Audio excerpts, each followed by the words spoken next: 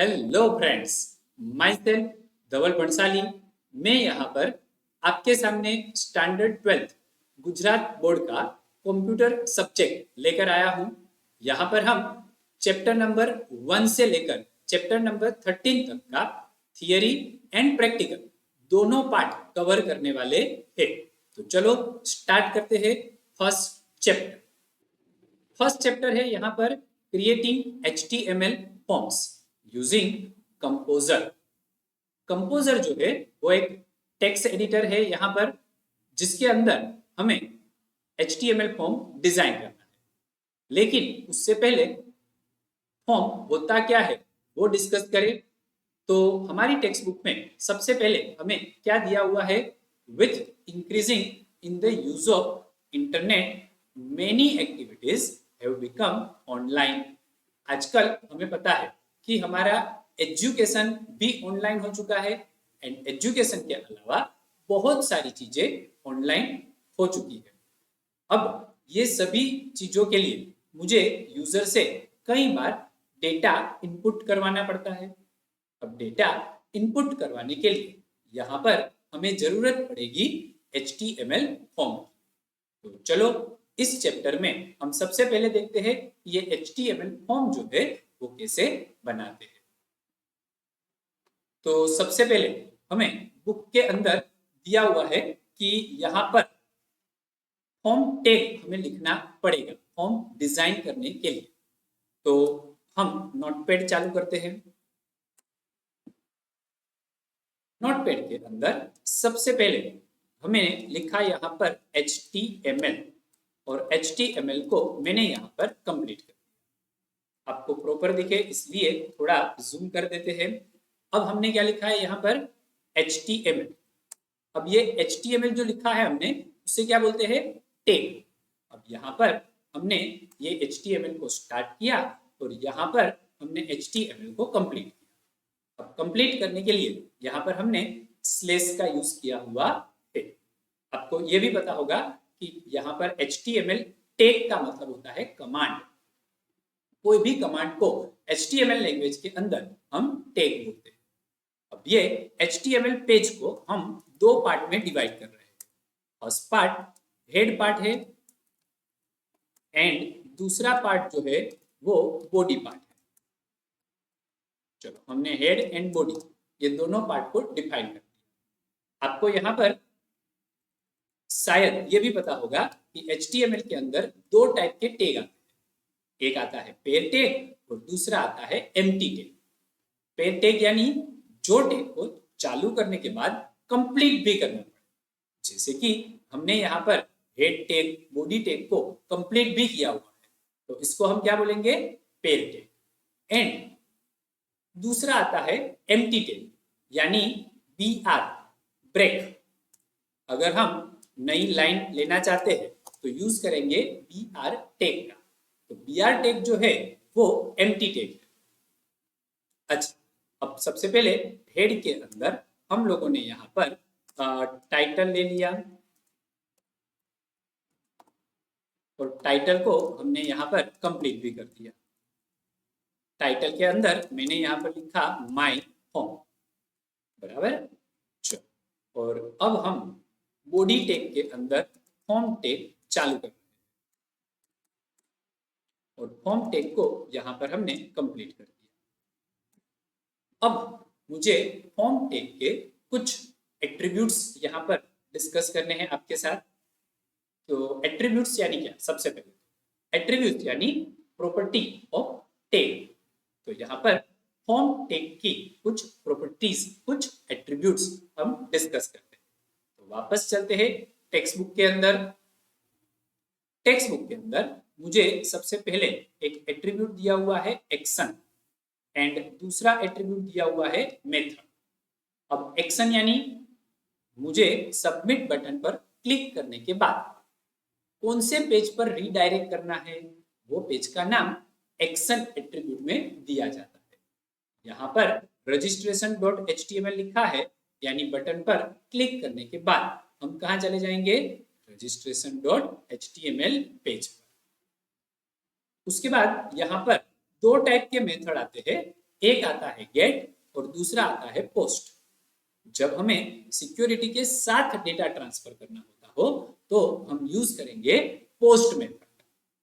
And security इतनी important अगर हमारे लिए नहीं है तो हम यूज कर सकते हैं गेट मेथड। चलो, तो यहां पर एट्रीब्यूट्स लिख देते हैं। फॉर्म के अंदर सबसे पहले हमने लिखा एक्शन इक्वल टू, यहां पर मैंने लिखा सेकेंड डॉट HTML एंड यहां पर मेथड हम ले लेते हैं पोस्ट। बराबर। अच्छा, अब एक और एट्रीब्यूट मुझे यूज करना है, नेम एट्रीब्यूट। तो मैंने लिया नेम और फॉर्म को यहाँ पर नाम दे दिया FRM। आप फॉर्म को कोई भी नाम दे सकते हो। उसके बाद अब मुझे यहाँ पर यूजर से फर्स्ट नेम गेट करना है, तो मैंने लिखा यहाँ पर फर्स्ट नेम। फर्स्ट नेम के बाद मैंने यहाँ पर दिया input type equal to text. अब यहाँ पर इनपुट क्या है? इनपुट हमारे टैग का नाम है। टाइप जो है वो इनपुट टैग का एट्रीब्यूट है एंड टेक्स्ट जो है वो वैल्यू है एट्रीब्यूट की। चलो, और उसके बाद मैंने इसको नाम दे दिया एप नेम। टैग को कंप्लीट कर दिया। अब मुझे इसे सबसे पहले सेव करना है, सेव करके आउटपुट देखना है। तो चलो, सेव करने के लिए Ctrl+S मैंने प्रेस कर दिया।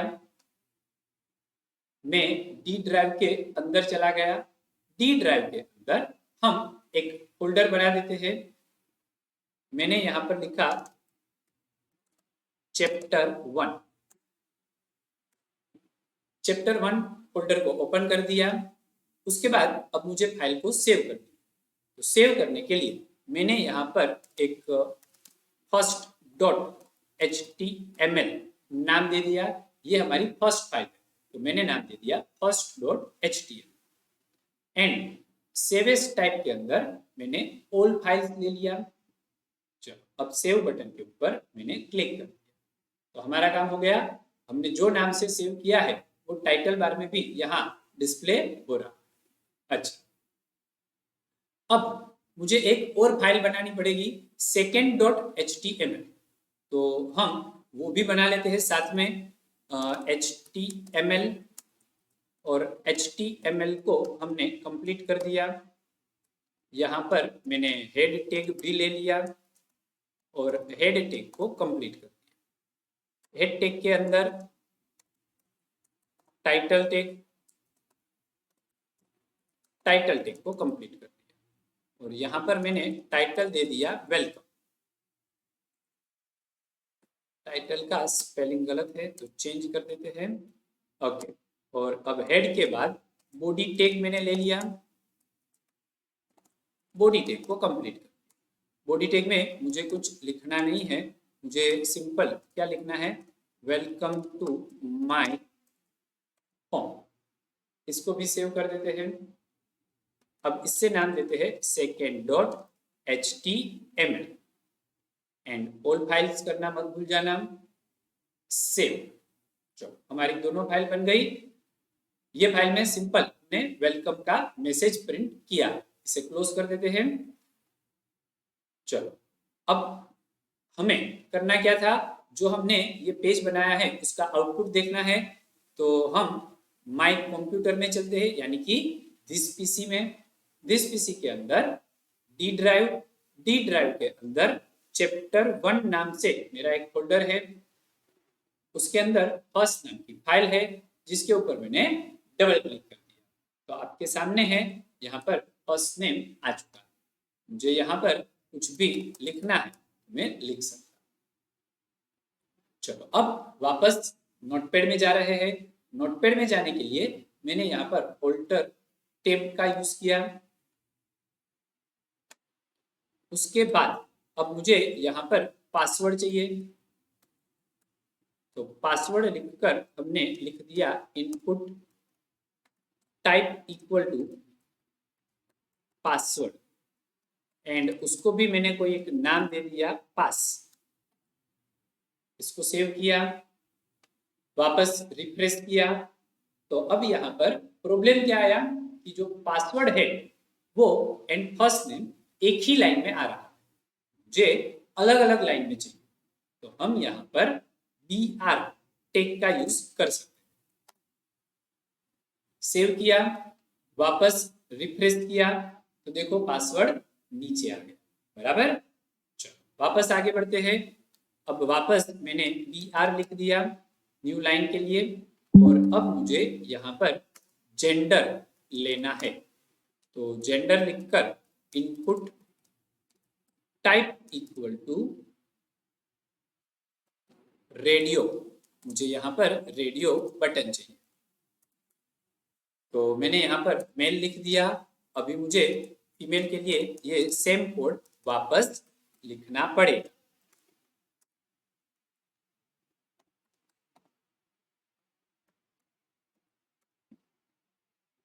मैंने इसको सेव किया, सेव करके वापस आउटपुट में चले।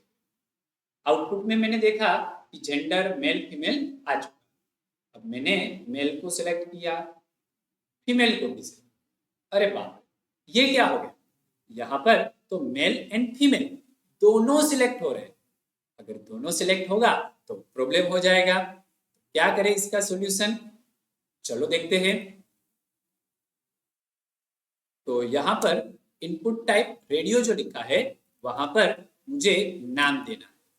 मैंने जेंडर का GEN नाम दे दिया, आप कोई भी नाम दे सकते हो। चलो मैंने मेल एंड फीमेल दोनों में सेम नाम रखा है, ये ध्यान में रखना। इसको सेव किया, सेव करके वापस रिफ्रेश किया।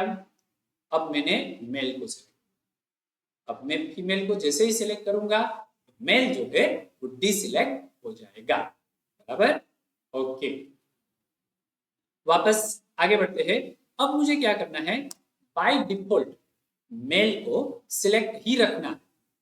तो यहां पर हम एट्रीब्यूट यूज कर सकते हैं चेक।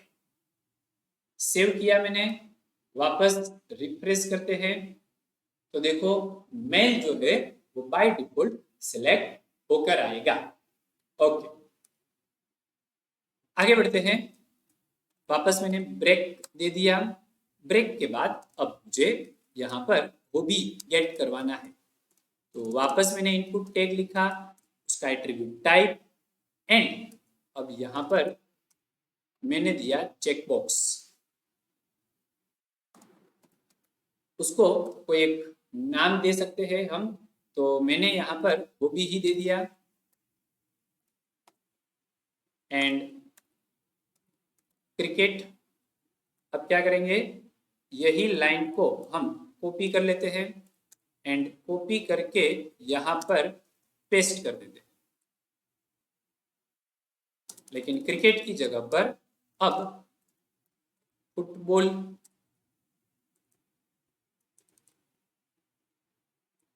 उसके बाद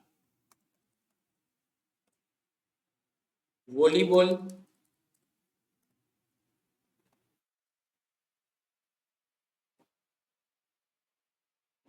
सेव करते हैं, आउटपुट में चलते हैं।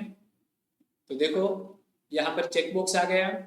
अब ध्यान में रखना चेक बॉक्स जो है वो स्क्वायर में आता है, रेडियो बटन सर्कल में आता है। चेक बॉक्स जो है वो आप मल्टीपल सिलेक्ट कर सकते हैं, जबकि रेडियो बटन जो है वो एक ही सिलेक्ट होता है। ये चीजें आपको MCQ में पूछी जाती है, तो ध्यान में रखना। अब मुझे यहाँ पर क्रिकेट जो है वो बाय डिफॉल्ट सिलेक्ट करके ही रखना है, तो हम क्या कर देंगे, चेक। वापस मैंने सेव किया, सेव करके रिफ्रेश, तो देखो क्रिकेट बाय डिफॉल्ट सिलेक्ट होकर आ चुका है। आगे बढ़ते हैं। अब हमें हॉबीज के बाद यहां पर सिटी लेना, तो मैंने सिटी ले लिया। सिटी के साथ मुझे सिलेक्ट टैग यूज करना पड़ेगा एंड सिलेक्ट टैग को मैंने यहाँ पर कंप्लीट भी कर दिया। सिलेक्ट के अंदर मुझे एक दूसरा टैग यूज करना पड़ेगा, ऑप्शन टैग।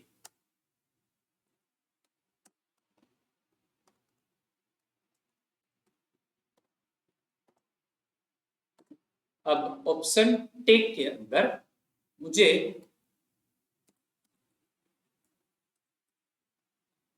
अहमदाबाद लिखना है एंड यहां पर एक एट्रीब्यूट भी यूज करना है, वैल्यू इक्वल टू अहमदाबाद। आप सोचोगे कि दोनों जगह क्यों अहमदाबाद लिखा?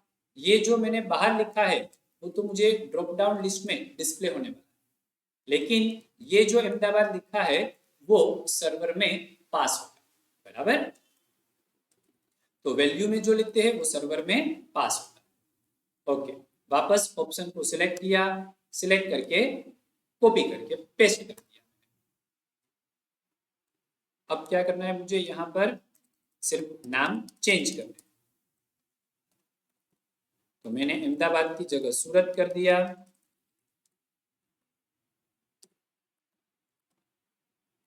एंड यहां पर मैंने बड़ौदा कर दिया।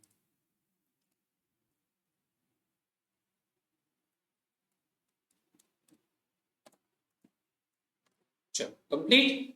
तो सेव कर लेते हैं, सेव करके वापस रिफ्रेश करते हैं। तो देखो यहाँ पर हमारा ड्रॉप डाउन लिस्ट भी आ चुका है। ड्रॉप डाउन लिस्ट बनाने के बाद अब मुझे क्या करना है यहाँ पर, तो अब मुझे यहाँ पर एड्रेस लेना है। तो सबसे पहले तो मैंने BR लिख दिया, एड्रेस। एड्रेस के लिए टेक्स्ट एरिया एट्रीब्यूट टैग का मुझे यूज करना पड़ेगा और टेक्स्ट एरिया टैग हमने कंप्लीट भी कर दिया। चलो अब टेक्स्ट एरिया के अंदर मुझे एट्रीब्यूट्स लेने हैं। तो मैंने यहाँ पर कॉलम ले लिया 15 एंड रोज हमने ले लिया 5। कंप्लीट। ये रो एंड कॉलम जो है वो हाइट एंड विड्थ को रिप्रेजेंट करते हैं। इसको सेव किया मैंने, आउटपुट में गए तो देखो मल्टी लाइन टेक्स्ट बॉक्स यहाँ पर आ जाएगा। यहाँ पर आप एंटर एंटर देते जाओगे तो स्क्रॉल बार भी अपने आप आ जाएगा। चलो वापस नोटपैड के अंदर आ गए। नोटपैड के अंदर अब हमें यहाँ पर बटन बनाने। तो सबसे पहले मैंने इनपुट टैग लिया वापस यहाँ पर and type equal to submit, value equal to submit. ये वैल्यू जो है वो भी उसका एक एट्रीब्यूट है। आप वैल्यू में जो भी लिखोगे वो बटन के ऊपर डिस्प्ले। तो मैंने एक सबमिट का बटन बना दिया और अब एक input type equal to reset ले दिया। रीसेट दे दिया तो रीसेट का बटन भी बन जाएगा और वैल्यू भी मैंने क्या दे दी यहाँ पर, रीसेट। इसको सेव किया, सेव करके आउटपुट में चले गए। तो देखो यहाँ पर दोनों बटन भी आ चुके हैं। अब मैंने यहाँ पर कुछ डेटा इनपुट किया। अब मुझे लगा कि नहीं ये डेटा तो गलत है, तो रीसेट कर दो। तो जितना डेटा भी आपने फुलफिल किया होगा वो क्लियर हो जाएगा। अगर यहाँ पर आपने डेटा इंसर्ट करने के बाद मैंने सबमिट बटन पर प्रेस किया तो वो मुझे दूसरे पेज पर यानी second.html पर रीडायरेक्ट कर देगा, बराबर है। ओके चलो बैक जाकर हम वापस आ गए। अब मुझे क्या करना है, यहाँ पर मेरा फॉर्म तो बन चुका है लेकिन मैंने उसको टाइटल नहीं दिया। तो यहाँ पर बॉडी टैग के नीचे हम H1 टैग का यूज करते हैं। H1 यानी हेडिंग 1।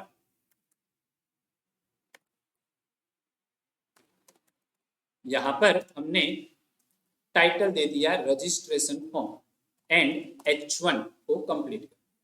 इसे सेव किया, रिफ्रेश करके देखते हैं तो रजिस्ट्रेशन फॉर्म यहाँ पर आता है।